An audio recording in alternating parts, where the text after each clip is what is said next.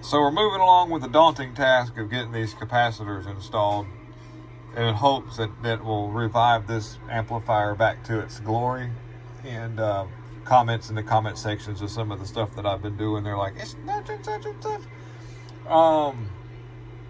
I don't know. It looks like with this tuner right here, with these many turns and this right here, there's a possibility it may get, but just 1,000 picofarad locking cap right here before this one tuner, this thing could very well do 10 meters to 15 meters. We're going to find out. I just know that when I flip the switch on, the regulator tubes light up and it starts to heat the tube up, which means that something's happening, and the regulators and that wire that comes from right here comes from these regulators, which then goes right to the center tap point. And a lot of Elkins and stuff that use this capacitor design, and they have these vacuum tube regulator tubes that you might have seen in the first video, like Elkins would, but this is supposed to be a chestnut or some kind of other off-brand. But it's a real Elkin-y design, especially when using these OAB1 tubes, I believe is what they call them. I have to look and see what that is.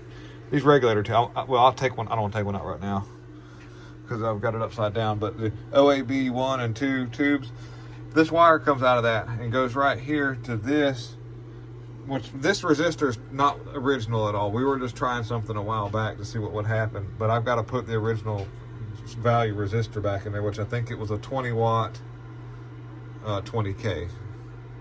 We were trying different things, and so this is way too big, but, or is it 10,000? Oh, I've got a picture of what was in there before. But anyways, I've got several of these big Eimac resistors I'm gonna put back. It's actually about half that size. But it ties right into this wire, which is part of the center tap off of the cap design. And if you're ever looking at any Elkins, they use that same deal for some of their, screen-driven deals, which is similar to what we got here now. Getting these caps in, there's been daunting because, like I say, the way that they go in, they latch in. So I've had to desolder and latch, and then turn these right here, and then I've actually got them out without breaking any of the little Bakelite plastic little deals, or whatever you want to call it, Bakelite.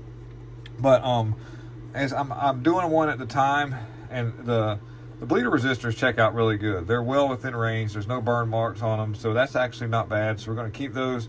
But one at a time, I've been doing it. And what I've also been doing to secure these is I've been using my handy dandy hot glue gun, and it doesn't look that bad, really, considering what I got to go. These are 125 microfarad by 450 volt. Well, I'm putting back, which looks smaller, but they're 450 volt, 150 microfarad, which will be fine. We'll just have a little bit more filtration, so that'll be fine. That won't hurt a thing. That's not going to make a big difference.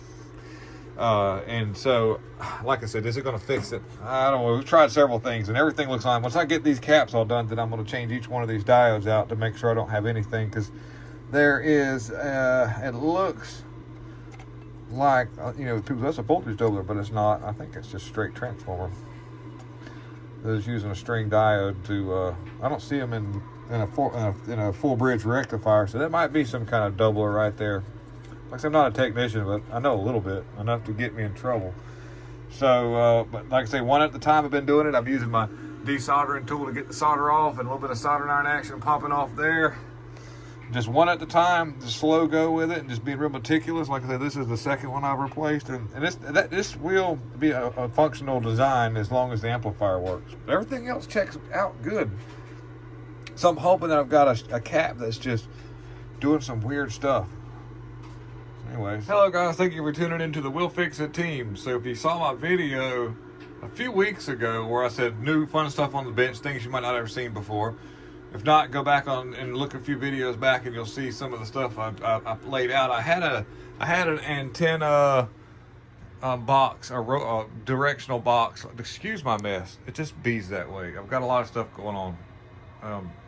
Anyways, that one on the top had a burnt resistor, and we fixed it. I've already put it back together. I found the correct resistor for it and put it back in there, and it works. And that was a simple, I showed you guys in the first video. And what it did was it was reading the meter way off. It was turned the direction on it, the meter was gonna look up my antenna, and the rotor's just turning at normal speed. I'm like, that's not good. So anyways, fix that. Now we're moving on to this project here, which I've taken the chimney off the tube that used to sit over here, so I don't, when I'm tipping this thing up and down, I don't damage that really hard to find original chimney. This is a chestnut. It looks like an H&L or an Elkin because of the case, and it's called a chestnut. It's allegedly made in Tennessee. This is some of the information I got off of a gentleman who's pretty knowledgeable in these era of amplifiers, because we live close to the Elkin, North Carolina, and there's a lot of Elkin-y stuff happening here, okay? Well, to give you a little idea what this thing was doing when I turned it on, I've got another tube for it, is fine. It'd sit there, run just fine and cool. You wouldn't feel any heat coming off of it. And then, but other than, you know, your normal filament on, but then as soon as you would flip the go button, which is over here on the front, you'd flip it up so that it's ready to go to key up. It would light all three of the regulator tubes up like you had it, like you were modulating into it. Most of the time, when you flip the go button, you see the tubes, when it charges, the capacitors will light up just for a second. And then you key it up, and when you modulate, you see the tubes kind of flicker with modulation, and what that's doing is it's regulating negative bias. Well, they would light up bright orange because these OB2s, I believe is what they are, because they're orange instead of the gray light or the silver light you would see some of the ones in the Elkins put out. Then the tube would start getting hot. Now, you could key it up, and it would make power, but not a lot. It would be, about 300 watts or so on a dummy load. This should do more than that. Now, granted, I am running it at the 10 meter range on the dummy load. I think that this thing is designed to do somewhere within that. I think. I'm going to flip it over and show you the bottom. So we've tried different things messing around with it other than changing these capacitors out and diodes on the rectifier side of it. So I've got time on my hands, which I don't, but I'm going to take time.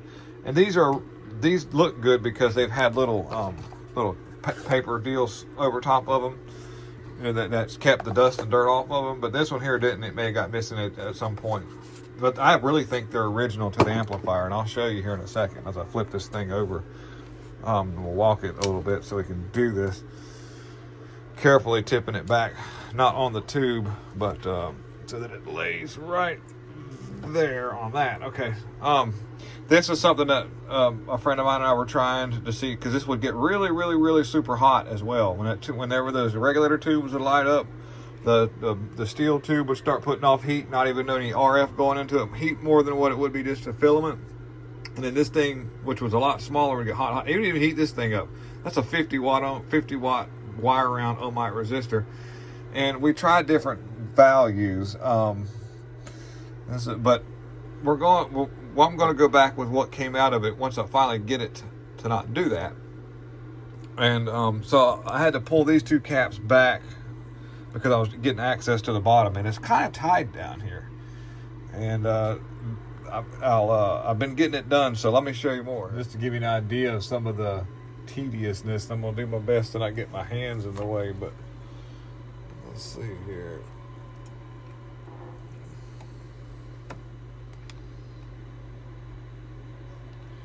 I'm not doing this all at once. I work late hours, work at the shop all the time, and I got a lot of other stuff going on, so I'll do one or two of these a night. I'm getting ready to have to eat dinner here in a minute, and it's already getting late. Got to get a shower and get ready for the big day tomorrow, which is work. But we're going to use this device here to maybe, if I can get this thing to heat up here. Hasn't got hot enough yet. Might have to throw the soldering iron on it too.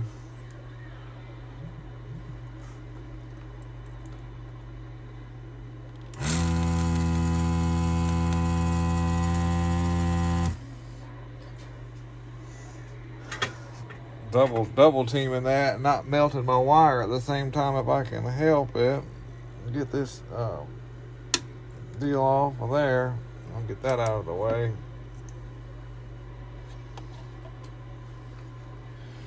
I'm going to remove this. Like I said, that Elkins would do the same thing when it comes to how they bias their tubes in a stack of capacitors. They'd find the middle point to do that. And see, now I technically, you know, by doing this, it helps me get the solder off of that. So when I twist it straight, it actually will come out of the hole there. Let me get these other. I'm gonna take my Sharpie and I'm just gonna. I won't confuse myself, but it doesn't hurt to mark stuff. We know that's ground, so we're gonna remember that as ground. So I put a negative on that one there. So for whatever reason, we don't get confused. You know, an extra step saves us in the end. But you know, I don't know if this is gonna fix. Ooh, I don't know if this is gonna fix it or not. But we're gonna try it. I don't see anything wrong with, you know, getting in there and just trying something, to be honest with you.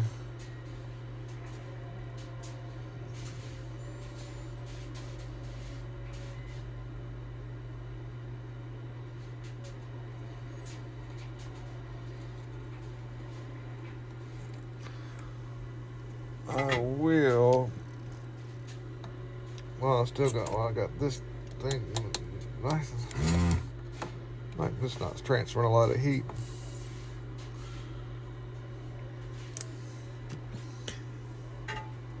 I don't want to cut all this loose and lose what length I have.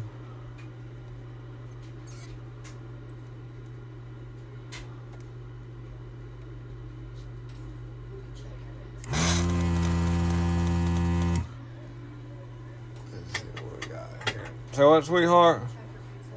Yeah, I got this hot. Get this out. Get this out here. Be careful not to break the resistor. Get this one out right here.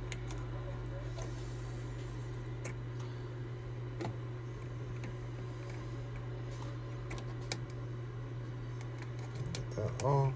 Get that out. I'll kind of just do this one because it's so long and tedious. I don't want the video being 4 hours long, but it gives you an idea how long this takes just to do one. And I've still got 3 more to go after this one. I like these little flat nose pliers because they kind of do the job for what I'm doing here.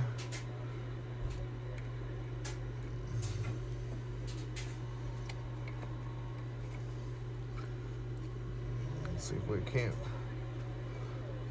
work this thing. I'd love to see some stuff leaking out of one of these capacitors. But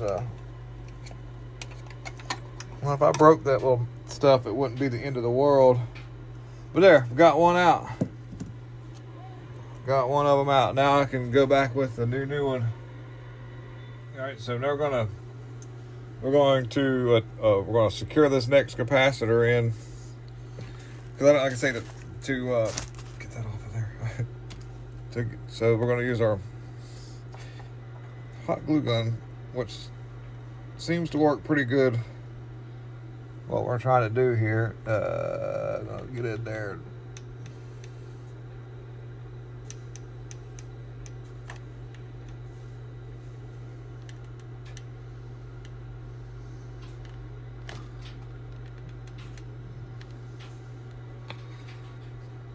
Now I've got to kind of hold it a little bit, let that thing sort of settle in. The only problem is sometimes the hot glue gets so hot it wants to run everywhere, so I hope that's not happening right now.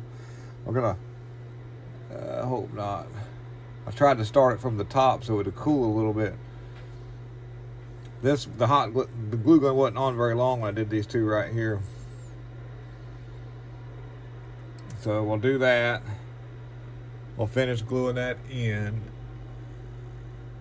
So this is what I was talking about. So I put that hot glue, even, you know, it's so hot and runny, it decided to take off a little bit. I could tell it was doing that, but that's not bad. I will take my clippers, wherever they're at. There, here we go. I got my nice manly pink clippers right here.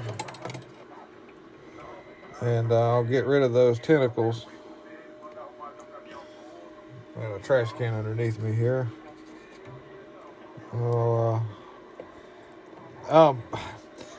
you know, hot glue and silicone and things like that, you know, you got to be careful where you get close to stuff with your your positive wire coming off of this, because they can be conductive, believe it or not. Silicone as well. You don't want to encase the bottom of you don't want to use silicone as a insulator when it comes to really high voltage, because it actually can be conductive, same as hot glue. So we're being mindful of that, and I'm making sure that my positive lead connections are away from metal and anything that would, you know, like this. You'd just be surprised what I've ran into, is all I can say. So now basically I got to lay this down and bring this in over here. I kind of it's not much of a science behind this other than just trying to make it look as good as you can. I think you're able to, yeah, you can kind of see what I've got. I'm just checking my camera angle a little bit, but this is just, we're just gonna move that out of the way, and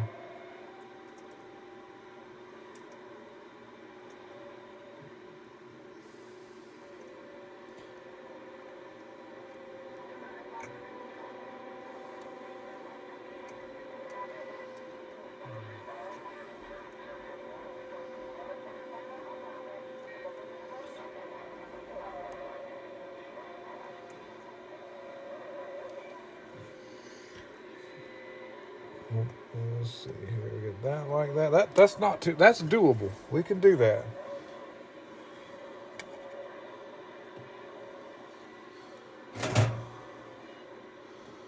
I could be messing up. I'm gonna try something.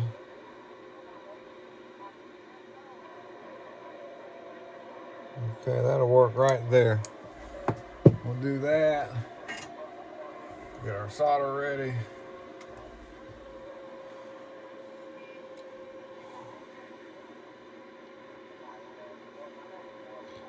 A lot of times when you're doing this kind of soldering, you go ahead and get a little bit on there, and it'll help transfer some of the heat.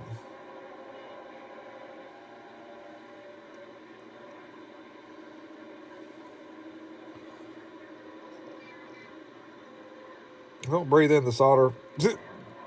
Not good for you.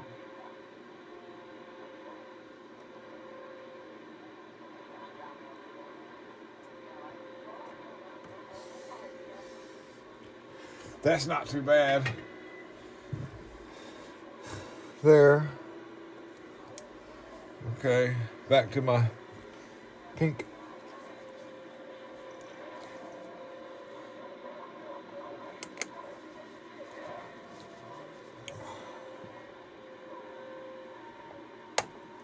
Okay, we'll get our negative. This'll, like I say, I got 3 more after this. 3 more. There's some other wonky stuff I'm gonna have to get to as well, but we'll get there little by little.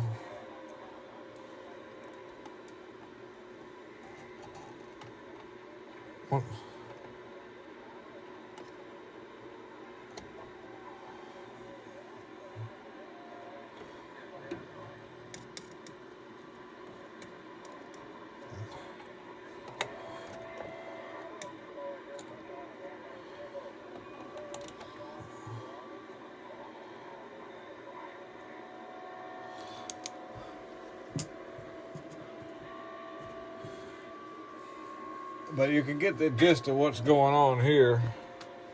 And I'll do the other ones off camera, because like I say, it'll make this video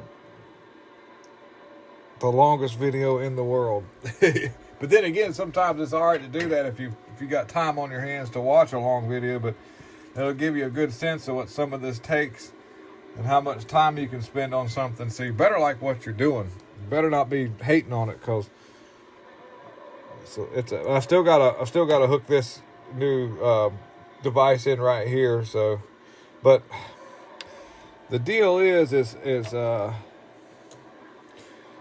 probably what I'll do, just for dukes and giggles of it, I'll just tack this in. I won't even cut anything right now, because this is going to get swapped over to the original piece. I'm just going to do this for reference. Let me see here, because I'm gonna put a new piece of connection there. I got some nichrome wire that's Teflon coated, and so we'll just do this just to kind of give us a I'll remember where it goes reference, and then we'll finite that, because I'll end up putting the original resistor back in there that's the right size, and like I said, Teflon wire, which I have, which will take the heat of that, and it'll be a new piece of wire. Same thing for here as well. This is Teflon, but I want to have that a little better than what we've got there. So that's basically the rundown of what I've got to do to, like I say, 1, 2, 3 more, and then I've got this relay down in this hole right here I got to deal with, and then I got a bunch of wires up here at the top, which I have to move the camera so you can see. I've got some more right up here at the top that there's going to be in the way, but we'll do that, and then we'll replace all of our diodes down here at the bottom, get some new ones in here, and we'll fire it down, see how replaced. I've got some of these to go in, some axial capacitors. They call these axial because the leads come out at each end, so they call those axial, which are more expensive than radial. Because radial, the end, they come out at the end, both out of one end, and they're a little more conventional, so you'll find those a little cheaper. But we're just going to go back with what came out of it, and I've got those right here. As a matter of fact, there's the axial capacitors. I've got extras that I'll put in place of these. And I think that's it for the electrolytics. There might be another one hidden in there somewhere, and we'll go ahead and we'll get that one too if I see another one. And of course, I'll check some more resistors that I see right here coming off of that, and we'll see what happens. Okay, so we're going to, we've got, oh, by the way, let me show you what we've got here. So we've got all the capacitors in now. This is what it looks like from the top with the capacitors in. And I don't have the chimney on, which I need to put it on to crank this thing up. But I have the Variac hooked with no power or anything. This is what it looks like in from the bottom. This is what we're looking like here. Trying to show you how I don't have, this is just temporary. We're gonna do something different here, but I want to see what's going to happen to see if it changed anything, because it takes a smaller resistor. I mean, it's a 20K resistor, but it doesn't have to be a 50 watt. But you can see sort of my work that I did there to put to get that out and put those all in. Let me zoom in a little bit here. I don't think that looks too bad, because it was really tight, especially when I got up there where that keying circuit and part of that tuned input is right there at that end. So now it's just a matter of putting power to this thing and see if it. I don't think that the key and that the regulator tube should be lit up whenever I put the high voltage to or get it, take it out of standby mode, which are these tubes right here. So it's not plugged in, it hasn't been turned on, so we're going to put the chimney on the tube. We're going to try a couple of scenarios. So I haven't changed any of the diodes yet. They checked out okay on the meter, but we'll just see what happens here.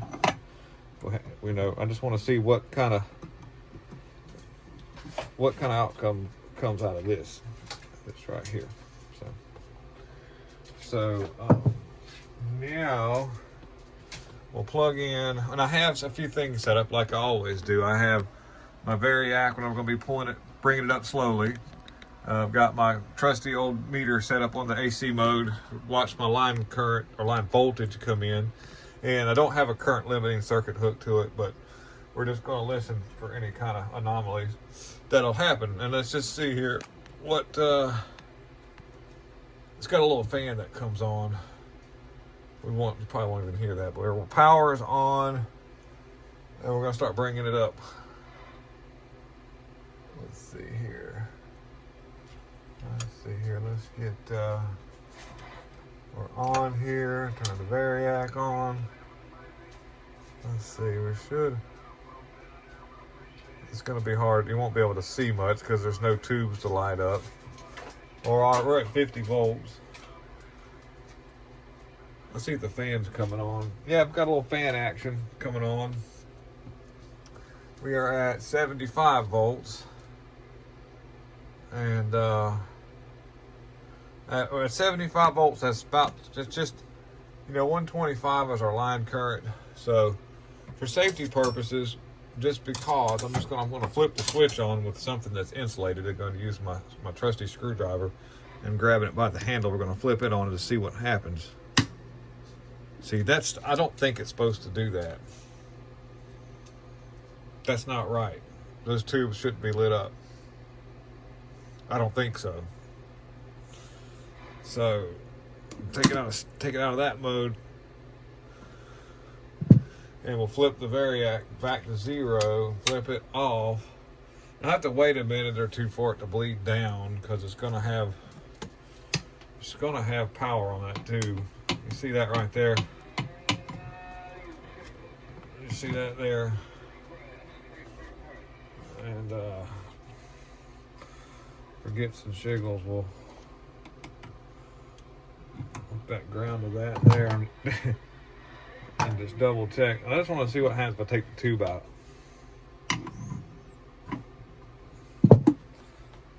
I always have respect for this stuff. Like I say, it's unplugged or grounded out. You're talking about line. This was at 75 volts. It wasn't even powered up all the way. So I'll take the tube out. Well, let's pull the voltage off of it and see what happens. Let's see what happens here. Don't forget to take that off. We'll have a mess on our hands. Okay. Power's back on. Bring it up real slow. We're at 75 volts. Flip it back on.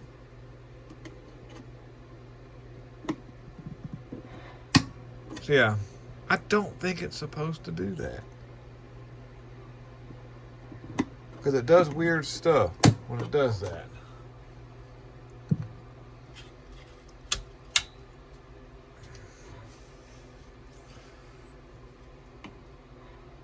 Look at that. That's at 75. Imagine if I power that thing all the way up. How much juice is going to be on that right there. And those are brand new those are brand new capacitors. So they got bleeders on it, so we're good there. Capacitors can build back up, so you don't want to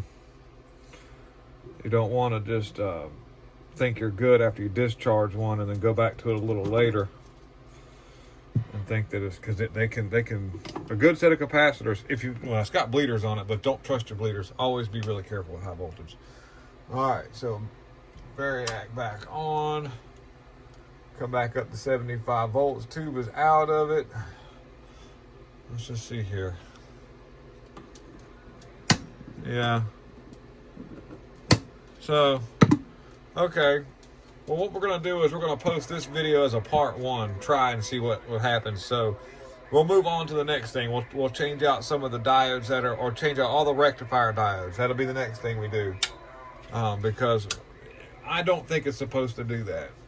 And we'll move around. We'll find out what's going on with this thing. Because when it does that, it makes that resistor on the very bottom get super, super, super hot.